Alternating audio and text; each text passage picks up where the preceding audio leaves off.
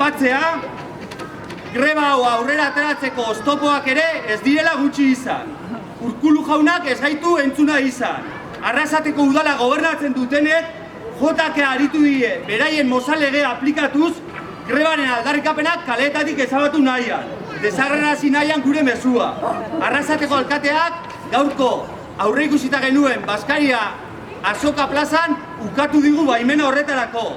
Azarre gauz eta manifestazioan gure azarrea erakustera goaz.